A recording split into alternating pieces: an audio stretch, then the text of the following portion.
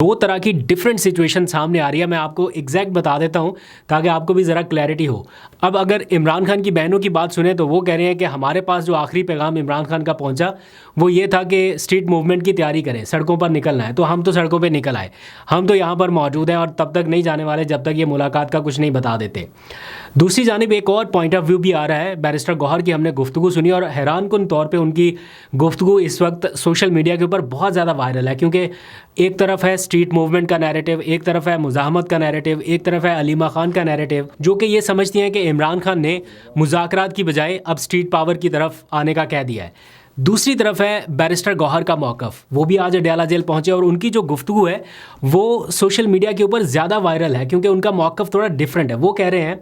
कि इमरान खान ने हमें कभी भी किसी भी स्टेज पे ये नहीं कहा कि मुज़ाकरात मुकम्मल तौर पे कॉल ऑफ कर दिए जाएं या मुज़ाकरात अब दोबारा कभी नहीं होंगे, तो इसलिए हम कोशिश कर रहे हैं। लेकिन साथ उनके जो 2-3 और बयानात हैं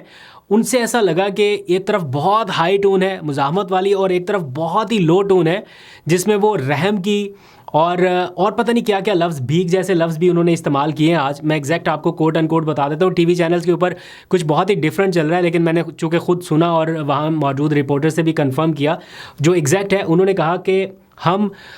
ये जो यहाँ तक नौबत पहुँच गई कि हम आए रोज़ मुलाकात की भीख मांगते हैं,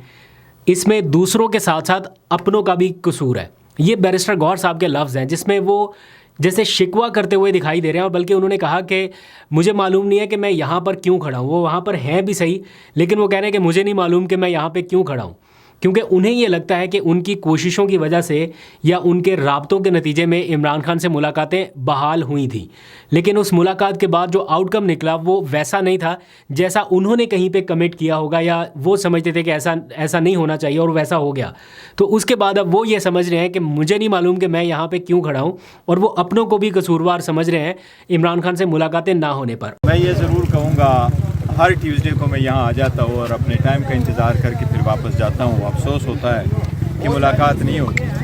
लेकिन इतना ज़रूर कहूँगा आज मुलाकात की जो भीख हम मांग रहे हैं, दूसरों के साथ साथ इसमें अपनों का भी हाथ है कि हर मर्तबा हम यहाँ से मायूस होकर वापस जाते हैं। और फिर उन्होंने कहा कि जिनके पास इख्तियार है, कह रहे हैं कि 3 साल हो चुके हैं, अभी तक हमने सारा कुछ करके देख लिया, स्ट्रीट पावर भी हुई, लोग अदालतों तक भी चले गए, लेकिन कहीं से कोई रिलीफ नहीं मिल रहा। और वो कह रहे हैं कि अब बस, अब बहुत हो गया, अब बस करें। जिनके पास इख्तियार है वो तर्स करें और रहम खाएं। तो ये एक मतलब स्टेटमेंट ऐसी है जिसको ज़ाहिर बात है वो पार्टी के चेयरमैन है, इख्तियार रखते हैं ये सारी स्टेटमेंट्स देने का, लेकिन बहुत ही दोनों के जो ओपिनियंस हैं वो काफ़ी डिफरेंट नज़र आ रहे हैं।